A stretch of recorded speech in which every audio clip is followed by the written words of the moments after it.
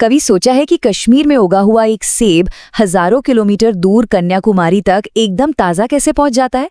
अच्छा, इसका जवाब छिपा है भारत के बहुत बड़े और कॉम्प्लेक्स ट्रांसपोर्ट नेटवर्क में।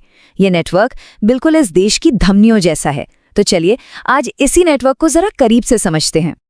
अक्सर कहा जाता है कि ट्रांसपोर्ट और कम्युनिकेशन ये किसी भी देश की लाइफलाइन यानी जीवन रेखा होते हैं। और ये सिर्फ कहने की बात नहीं है। जरा उस दूर दराज गांव के बारे में सोचिए जहां एक नई सड़क बनने से पहली बार कोई एम्बुलेंस पहुंच पाई, या फिर उस किसान के बारे में सोचिए जो अपनी फसल सीधे बड़े बाजार में बेच सका। बस यही है इस जीवन रेखा का असली मतलब। तो सवाल ये उठता है कि ये लाइफलाइन, ये जीवन रेखा आखिर दिखती कैसी है? देखिए, ये कोई एक सीधी सादी सड़क या रेल की पटरी नहीं है। नहीं, ये तो एक बहुत बड़ा फैला हुआ जाल है। तो चलिए आज इसके एक एक धागे को खोल कर देखते हैं।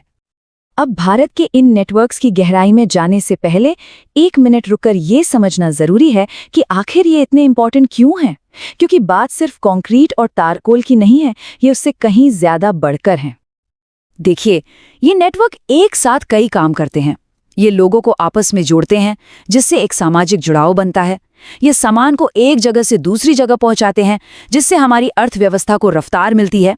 सरकार के लिए भी देश के हर कोने तक पहुंचना और शासन चलाना आसान हो जाता है। और हाँ, सबसे बड़ी बात, ये मीलों की दूरियों को घंटों में समेट देते हैं, जिससे पूरे देश को एक होने का एहसास होता है।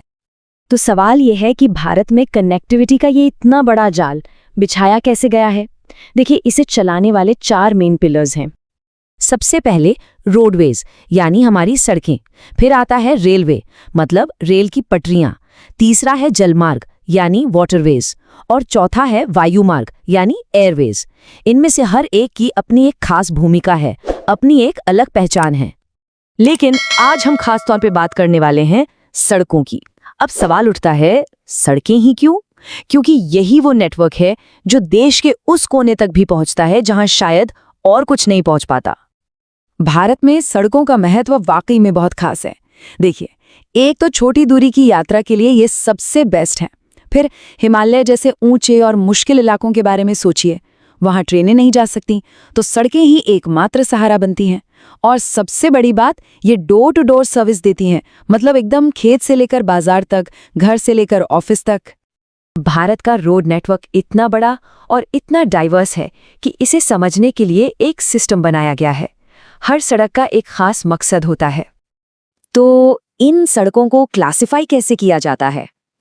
इसका आधार बहुत सीधा सा है। पहली बात ये देखा जाता है कि सड़क को बनाने और मेंटेन करने की जिम्मेदारी किसकी है, और दूसरी बात कि उस सड़क का मकसद क्या है, वो किसे, कहां और क्यों जोड़ रही है। तो इस सिस्टम में सबसे ऊपर आते हैं नेशनल हाईवेज, जो देश के बड़े बड़े शहरों और राजधानियों को जोड़ते हैं। फिर आते हैं स्टेट हाईवेज, जो किसी राज्य की राजधानी को उसके जिला हेडक्वार्टर्स से कनेक्ट करते हैं। उसके बाद हैं जिला और ग्रामीण सड़कें, जो हमें देश के दिल यानी गांव तक ले जाती हैं। और हाँ, आखिर में है बॉर्डर रोड्स यानी सीमा सड़कें, जिनकी कहानी तो बिल्कुल ही अलग है। तो चलिए शुरुआत करते हैं नेशनल हाईवेज यानी NH से। आप इन्हें देश के रोड नेटवर्क की मेन आर्टरीज यानी मुख्य धमनियां समझ सकते हैं। इनका काम है बड़े बड़े शहरों के बीच लोगों और सामान को, मतलब ट्रेड को, तेजी से पहुंचाना। और इनकी कुल लंबाई पता है कितने हैं? 66,590 किलोमीटर। अब ये कितना होता है, अंदाजा लगाइए। ये इतना है कि इससे पूरी पृथ्वी का 1.5 चक्कर लगाया जा सकता है। जी हाँ, इतनी लंबी है भारत की नेशनल हाईवेज। और नेशनल हाईवेज की सबसे बेहतरीन मिसाल है स्वर्णिम चतुर्भुज, जिसे गोल्डन क्वाड्रिलैटरल भी कहते हैं। ये एक बहुत ही बड़ा और महत्वाकांक्षी प्रोजेक्ट था, जिसका एक ही लक्ष्य था, भारत के 4 सबसे बड़े महानगरों को एक वर्ल्ड क्लास सुपर हाईवे से जोड़ना। और ये 4 कोने थे देश के 4 सबसे बड़े आर्थिक इंजन, दिल्ली, मुंबई, चेन्नई और कोलकाता। सच कहूं तो इस एक प्रोजेक्ट ने भारत के नक्शे पर ट्रेड का एक नया कॉरिडोर ही बना दिया। और इसका असर जबरदस्त हुआ। शहरों के बीच ट्रैवल टाइम लगभग आधा हो गया, ट्रकों की रफ्तार बढ़ गई और इंडस्ट्रीज के लिए माल भेजना कई गुना ज्यादा आसान हो गया। इस एक प्रोजेक्ट ने सचमुच देश की आर्थिक रफ्तार को बदल के रख दिया।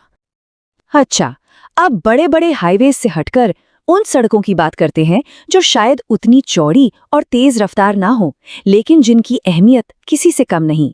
ये वो सड़कें हैं जो देश के आखिरी छोर तक जाती हैं। जी हाँ, हम बात कर रहे हैं ग्रामीण सड़कों की। इनका मिशन सिर्फ गांव को शहर से जोड़ना नहीं है, नहीं। इसका असली मतलब है कि बच्चों के लिए स्कूल पहुंचना आसान हो जाए, किसी बीमार के लिए अस्पताल तक का सफर छोटा हो और एक किसान अपनी मेहनत को सही बाजार तक पहुंचा पाए। और अब बात करते हैं सीमा सड़कों की, जो आम सड़कों से एकदम अलग हैं। देखिए, जहां आम सड़कें बनती हैं आर्थिक विकास और लोगों की सुविधा के लिए, वहीं सीमावर्ती सड़कों का पहला और सबसे जरूरी मकसद है देश की सुरक्षा, उसका सामरिक महत्व। और यहाँ सामरिक महत्व का मतलब सिर्फ सेना की गाड़ियों का गुजरना नहीं है। इसका मतलब है कि मुश्किल से मुश्किल हालात में भी हमारे सैनिकों तक रसद पहुंचाई जा सके और हमारी सीमाएं हर हाल में सुरक्षित रहें। ये वही सड़कें हैं जिन्हें हमारी बॉर्डर रोड्स ऑर्गेनाइजेशन यानी BRO दुनिया के सबसे ऊंचे और सबसे खतरनाक दर्रों को चीर कर बनाती है, ताकि ले और तवांग जैसे स्ट्रेटेजिकली इंपॉर्टेंट इलाकों से हमारा संपर्क साल के 365 दिन 24 घंटे बना रहे। तो सवाल ये उठता है कि किसी देश की अर्थव्यवस्था का सर्कुलेटरी सिस्टम यानी परिसंचरण तंत्र आखिर है क्या। देखिए, जैसे हमारे शरीर में नसें खून को हर हिस्से तक पहुंचाती हैं, ठीक वैसे ही किसी देश के लिए ये काम उसका ट्रांसपोर्ट इंफ्रास्ट्रक्चर करता है। अपने इस सफर में हम 4 अहम पड़ाव से गुजरेंगे। पहले हम बात करेंगे रेलवे की, जो हमारे देश की लोहे की रीढ़ है। फिर देखेंगे भारत के छिपे हुए नेटवर्क यानी पाइपलाइंस को। उसके बाद पानी पर बने हाईवेज यानी जलमार्गों को समझेंगे। और आखिर में हम उन दरवाजों तक पहुंचेंगे जो भारत को दुनिया से जोड़ते हैं, हमारे बंदरगाह। चलिए, तो शुरुआत करते हैं भारतीय रेलवे से। ये सिर्फ आने जाने का एक जरिया नहीं है, ये हमारे देश की वो रीढ़ की हड्डी है जो पूरे राष्ट्र को एक धागे में पिरोकर रखती है। जरा सोचिए, इसकी कहानी कितनी पुरानी है। साल था 1853, जब पहली ट्रेन मुंबई से ठाणे के बीच सिर्फ 34 किलोमीटर के लिए चली थी। उस एक छोटी सी शुरुआत से लेकर आज तक भारतीय रेलवे का सफर वाकई में शानदार रहा है। तो सवाल यह है कि रेलवे हमारे लिए इतनी जरूरी क्यों है? पहली बात, लंबी दूरी के सफर के लिए यह सबसे बड़ा जरिया है। दूसरी, कोयला और अनाज जैसे भारी भरकम सामान को ढोने के लिए इससे बेहतर कुछ नहीं। और सबसे अहम, ये कम लागत में बहुत सारा सामान और लोगों को एक जगह से दूसरी जगह ले जाता है, जिससे देश के अलग अलग हिस्से और संस्कृतियां आपस में जुड़ती हैं। लेकिन एक सवाल मन में आता है, भारत में रेल की पटरियों का जाल हर जगह एक जैसा क्यों नहीं बिछा है? कहीं पर बहुत घना नेटवर्क है तो कुछ इलाकों में बहुत कम, ऐसा क्यों? इसका जवाब हमें यहां मिलता है। देखिए, जो उत्तरी मैदानी इलाके हैं वहां जमीन समतल है, आबादी भी ज्यादा है और खेतीबाड़ी भी खूब होती है, इसलिए वहां आपको रेल का घना जाल दिखेगा। वहीं दूसरी तरफ हिमालय जैसे पहाड़ी इलाके हैं या फिर प्रायद्वीपीय पठार जहां जमीन ऊंची नीची है, आबादी कम है, वहां पटरियां बिछाना मुश्किल और महंगा दोनों है। अब इतना बड़ा नेटवर्क है तो इसे मैनेज कैसे किया जाता है? इसी के लिए भारतीय रेलवे को कई जोन में बांटा गया है, जैसे नॉर्दर्न, वेस्टर्न, सेंट्रल रेलवे। हर जोन अपने अपने इलाके के कामकाज को देखता है, जिससे पूरा सिस्टम आसानी से और असरदार तरीके से चलता रहता है। चलिए, अब जमीन के ऊपर से जरा नीचे नजर डालते हैं। अब हम बात करेंगे भारत के छिपे हुए नेटवर्क की, यानी पाइपलाइन ट्रांसपोर्ट की। ये वो नसें हैं जो हमें दिखती नहीं, लेकिन देश की एनर्जी सिक्योरिटी के लिए बेहद जरूरी हैं। तो ये पाइपलाइन ट्रांसपोर्ट होता क्या है? सीधे शब्दों में कहें तो ये पाइपों का एक जाल है जो कच्चा तेल, नेचुरल गैस और दूसरी जरूरी चीजों को सीधे उनके सोर्स से निकालकर रिफाइनरी या बाजार तक पहुंचा देता है। और इसके फायदे कमाल के हैं। एक तो इसमें लीकेज या बर्बादी ना के बराबर होती है। दूसरा, ये पर्यावरण के लिए भी बेहतर है। और क्योंकि ये पाइप जमीन के नीचे होते हैं तो ये काफी सुरक्षित भी हैं। साथ ही इसमें ईंधन और पैसा दोनों की बचत होती है। इसका एक बहुत बड़ा उदाहरण है HVJ गैस पाइपलाइन। ये गुजरात के हजीरा से शुरू होकर मध्य प्रदेश के विजयपुर से गुजरते हुए उत्तर प्रदेश के जगदीशपुर तक जाती है। ये दिखाता है कि कैसे ये अदृश्य नेटवर्क पूरे देश के विकास को ऊर्जा दे रहा है। अब आते हैं हमारे तीसरे हिस्से पर, पानी पर बने हाईवेज। जी हां, हम बात कर रहे हैं भारत के अंतर्देशीय जल मार्गों की, जो हमारी नदियों, नहरों और बैकवाटर्स को ट्रांसपोर्ट के लिए इस्तेमाल करते हैं। और इनकी सबसे बड़ी खासियत क्या है? एक शब्द में कहें तो किफ़ायत। जी हाँ, ये ट्रांसपोर्ट का सबसे सस्ता जरिया माना जाता है। तो सवाल है, सबसे सस्ता क्यों? वजह साफ है, ये बहुत ही किफ़ायती है, खासकर जब बहुत भारी और बड़ा सामान ढोना हो। साथ ही इसमें ईंधन भी कम लगता है और ये पर्यावरण के लिए भी बेहतर है। भारत सरकार ने कई नदियों को नेशनल वाटरवेज का दर्जा दिया है, जैसे कि नेशनल वाटरवे 1 जो गंगा नदी पर इलाहाबाद से हल्दिया तक है, या नेशनल वाटरवे 2 ब्रह्मपुत्र नदी पर, और नेशनल वाटरवे 3 केरला के खूबसूरत बैकवाटर्स में। और अब आखिर में चलते हैं उन दरवाजों की तरफ जो भारत को पूरी दुनिया से जोड़ते हैं, हमारे समुद्री बंदरगाह। ये देश के लिए दुनिया के गेटवेज हैं। ये जो आंकड़ा स्क्रीन पर है, ये अपने आप में पूरी कहानी कह देता है। भारत का जितना भी इंटरनेशनल ट्रेड होता है, उसका 95% हिस्सा वजन के हिसाब से समुद्र के रास्ते ही होता है। इस नंबर को फिर से दोहराते हैं, 95%। ये कोई छोटा मोटा नंबर नहीं है। ये दिखाता है कि हमारी अर्थव्यवस्था समुद्री व्यापार पर किस हद तक निर्भर है। साफ और सीधे शब्दों में कहें तो हमारे बंदरगाह ही भारत की एक्सपोर्ट इंपोर्ट इकोनॉमी की असली रीढ़ हैं। यहीं से हमारा सामान दुनिया में जाता है और दुनिया का सामान हमारे देश में आता है। तो हमने देखा कि कैसे रेल, पाइपलाइन, जलमार्ग और बंदरगाह, ये सभी अलग अलग सिस्टम एक साथ मिलकर भारत की आर्थिक लाइफलाइन बनाते हैं।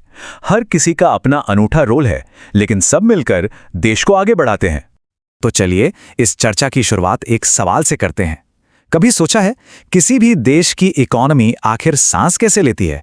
वो क्या चीज है जो एक कोने में बने सामान को दूसरे कोने तक पहुंचाती है और हमें, आपको, मतलब पूरे देश को एक दूसरे से जोड़कर रखती है? जवाब इसी में है, अर्थव्यवस्था की जीवन रेखाएं। यह असल में ट्रांसपोर्ट और कम्युनिकेशन का एक बहुत बड़ा आपस में जुड़ा हुआ नेटवर्क है। सोचिए जैसे हमारे शरीर में खून दौड़ता है ना, ठीक वैसे ही ये सड़कें, रेल, बंदरगाह और कम्युनिकेशन के साधन देश की इकोनॉमी में जान फूंकते हैं। तो आज हम इन्हीं लाइफलाइंस को 4 हिस्सों में समझेंगे। सबसे पहले देखेंगे भारत के समुद्री गेटवे यानी पोर्ट्स को, फिर बात करेंगे उन नेटवर्क्स की जो लोगों और आइडियाज को जोड़ते हैं।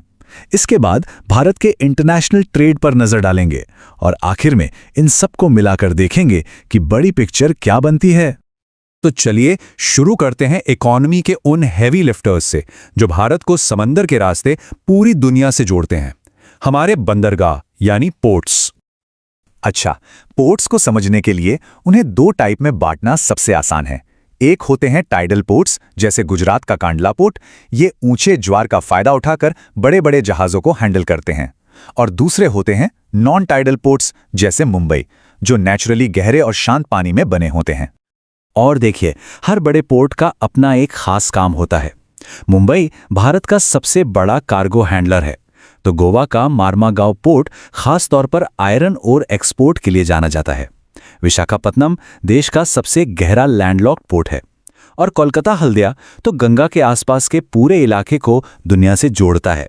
ये सब मिलकर देश के ट्रेड की रीढ़ हैं। चलिए अब सामान की आवाजाही से आगे बढ़ते हैं और उन लाइफलाइंस को देखते हैं जो लोगों को और उससे भी ज्यादा जरूरी आइडियाज को तेजी से देश भर में पहुंचाती हैं। जब बात स्पीड की आती है तो एयरवेज का तो कोई मुकाबला ही नहीं है, पर इनकी अहमियत सिर्फ तेजी नहीं है। सोचिए, नॉर्थ ईस्ट जैसे पहाड़ी और मुश्किल इलाकों तक पहुंचना हो, या फिर बाढ़, भूकंप जैसी किसी आपदा के समय मदद पहुंचानी हो, एयरवेज ही काम आते हैं। अब आइडियाज और इन्फॉर्मेशन को जोड़ने का एक जरिया है mass communication. TV, radio, cinema और न्यूज़पेपर, ये वो माध्यम है जो एक ही बार में लाखों करोड़ों लोगों तक जानकारी पहुंचाते हैं, उनका मनोरंजन करते हैं और कहीं ना कहीं देश को एक धागे में पिरोते हैं। और दूसरी तरफ है पर्सनल कम्युनिकेशन। पोस्ट ऑफिस के खतों से लेकर आज के मोबाइल फोन और इंटरनेट तक, ये वो साधन हैं जो हमें एक दूसरे से 1 to 1 जोड़ते हैं, चाहे पर्सनल बात हो या प्रोफेशनल। पता है, इन सभी कम्युनिकेशन सिस्टम्स के पीछे एक अदृश्य शक्ति काम करती है। वो है सैटेलाइट कम्युनिकेशन। इनसैट और IRS जैसे सैटेलाइट्स की वजह से ही हमें रियल टाइम डेटा, मौसम का पूर्वानुमान और डिजास्टर की वार्निंग मिल पाती है। ये टेक्नोलॉजी हमारी आज की दुनिया का बैकबोन है। और सबसे गर्व की बात तो ये है कि इसरो की वजह से भारत आज सैटेलाइट टेक्नोलॉजी में दुनिया के टॉप देशों में शामिल है। ये हमारी साइंटिफिक ताकत का एक जबरदस्त उदाहरण है। तो अब हमने ट्रांसपोर्ट और कम्युनिकेशन के नेटवर्क्स को समझ लिया है। अब देखते हैं कि ये सब मिलकर इंटरनेशनल ट्रेड को कैसे मुमकिन बनाते हैं और भारत की इकोनॉमी को दुनिया से कैसे कनेक्ट करते हैं। देखिए, सीधी सी बात है, इंटरनेशनल ट्रेड का मतलब है देशों के बीच सामान और सर्विसेज का लेन देन। और ये जरूरी क्यों है? क्योंकि कोई भी देश, दुनिया में कोई भी, हर चीज खुद नहीं बना सकता। हमें कुछ चीजों के लिए दूसरों की जरूरत पड़ती है और दूसरों को हमारी।